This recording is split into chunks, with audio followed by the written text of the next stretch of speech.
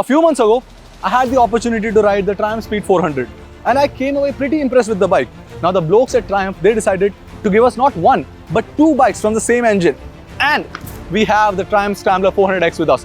This one will set you back by 2.63 lakhs ex-showroom. Now that is 30,000 rupees more than the Speed 400. The question for the day is, why should you consider this bike over the Speed 400, or for that matter if you are shopping in the 400cc segment, sub 400cc segment. Now a lot has changed over the bike. So you have wider handlebars, the front wheel has grown in size, so has the disc brake, and with all that changes, the weight of the bike has also grown. Now the question is that with all that heft, what does the Scrambler 400X bring to the table? Before that, you're watching the Park Plus channel, subscribe to it, click the bell icon to stay updated to all the videos that we do. As for the task at hand, let's get scrambling.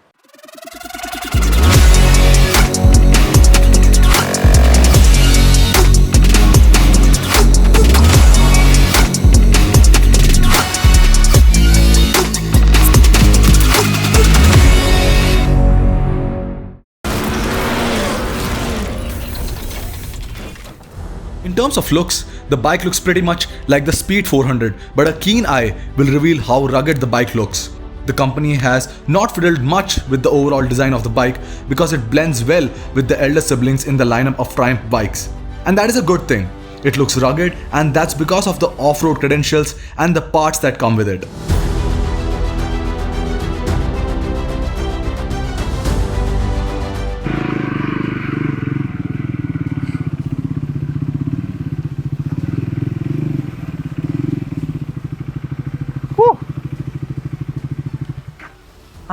So let's start with how the bike looks. For starters, I think it looks beautiful, and it's also because all the Scrambler things, all the Scrambler upgrade that this bike gets. To start with, what a wide handlebar. So the Speed handlebar is around 814 mm and this one is 901 mm long. That's how wide the handlebar is. And then we have 19-inch wheels up front and 17-inch wheels at the rear. The Speed has 17-inch at both.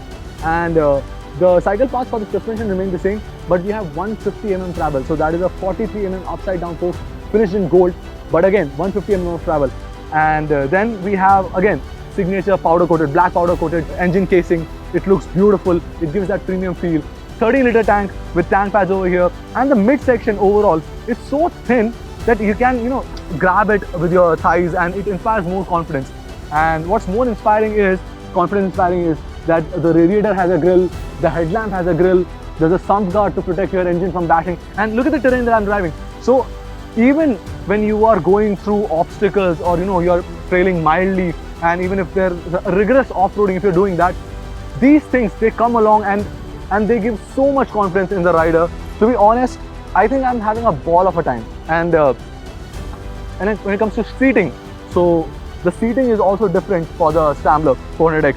So it's a two-piece seat setup, and it's a rib seat, but the cushioning is so much better. So I don't remember much about the 400 seat, but I can certainly tell that the padding on the Scrambler 400X is much better than the Speed 400. And so there's a stitching design over here. It looks very premium. The grab rails have also been done very differently. They are very sturdy. And if you look at the exhaust, it's upswept, and the design over here, see, you have metal plates.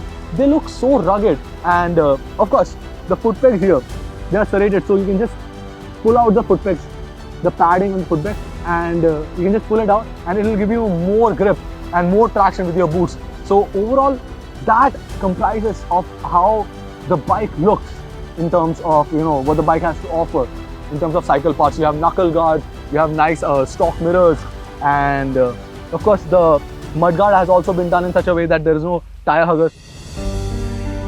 Apart from that, you have small aluminium panels over the body, over here, and this Scrambler badging, and even on the left side you have aluminium plating. Now this gives bike a lot of premium feel, that what the Scrambler is all about. And when it comes to the seat height, now that is a concern that people will be really thinking about, because it's the 835 mm of seat height. So the Speed is 790 mm, and this is how I look when I'm sitting on it. So right now the footing and the ground is a little uneven, but then again, let me tell you, it is not that of a deal breaker when it comes to the seat height.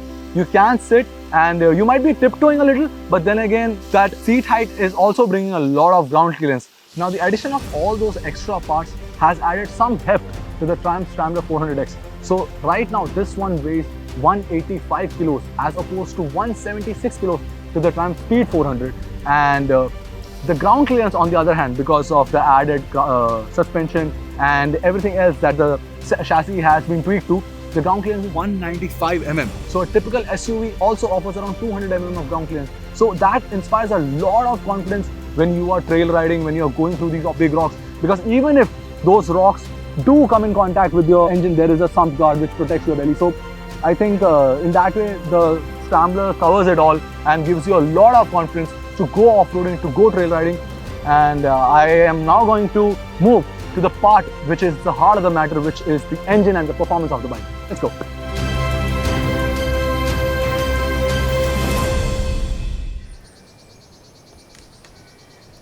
While I dig in the sights of these guts, I'm going to talk about the performance of the new Triumph Scrambler 400X. Now at the heart is a 398.15cc liquid-cooled single-cylinder engine that makes 39.5 bhp of power and 37.5 Nm of peak torque. Of that peak torque, 30 Nm is available from the get-go of 3000 RPM. Now that's really low, and what it helps with is when you are actually mildly off-roading or trailing, that power actually helps you get out of a tricky situation. And over and above that, what helps with the bike is the 19-inch wheel up front. It gives you a lot of confidence, and with that the chassis has been tweaked as well. So the ground clearance now is 195 mm, and you also sit a little above the ground, so it's 835 mm as compared to the 790 mm of seat height.